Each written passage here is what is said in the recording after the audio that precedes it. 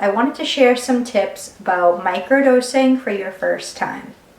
So my first recommendation is to set aside 4 to 5 hours for just yourself. When you set aside these 4 to 5 hours to yourself, for the first week, I recommend just staying home. Clean your house before you begin and just stay home. Maybe if there's a nature walk near you that you can walk to, do that. But I recommend for the most part, like I said, staying in. Have a journal nearby, light an incense, make yourself a cup of tea, and really just prepare. Even if you just lay on the couch or just sit on the couch, what I noticed was that for me, a lot of feelings and a lot of emotions started coming up. So where I wasn't used to feeling those emotions, it was great for me to just be in a location that I knew, allow these feelings to come up, and just really see how this medicine started to make me respond.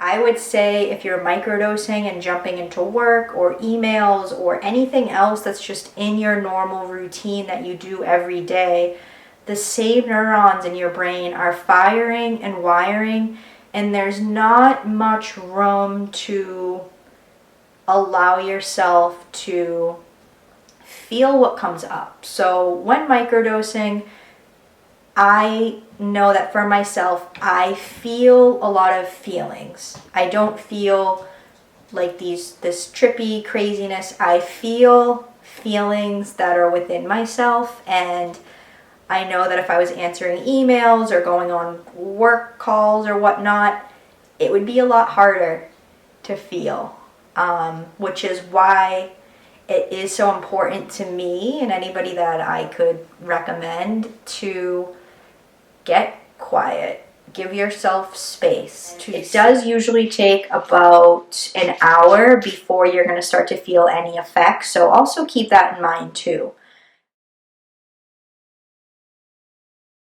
I followed what's called the Stamets stack. The Stamets stack is a schedule of microdosing which follows 4 days on and 3 days off. This stack or this microdosing schedule was created by Paul Stamets, who's a renowned mycologist, and you can simply Google the Stamets stack to find out more information. Essentially, the Stamets stack includes 100 milligrams or 0.1 of psilo with lion's mane and niacin. I chose to cut out the niacin because it actually made my skin itchy and it made me break out in like red hives. I am a very active person anyway, so my blood is already very thin.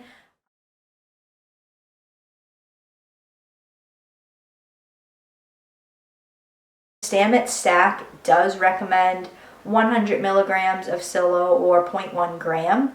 This is the schedule I followed, although up to 0.3 or 300 milligrams is actually still considered a microdose, and everybody's body is completely different. I know people who have even taken 300 milligrams and they still feel nothing.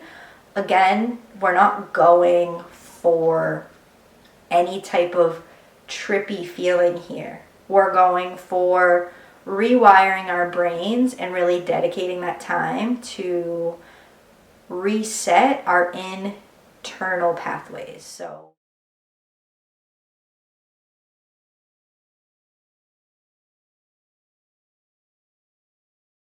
I followed the Stamets stack. I microdosed for 1 month consecutively, and then I did take 1 month off. It is recommended to take breaks. Actually, the first time I microdosed for 1 month, and then I integrated the work for about another 6 months to a year before I really microdosed again, actually.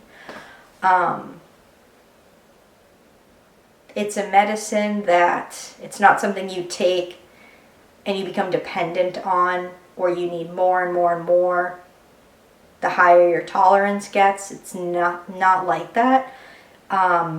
Which for me, that hit me at about week 4, where I just felt that I had everything I needed essentially to now integrate into my life and work on. So for the next 6 months to a year, I had my homework cut out for me.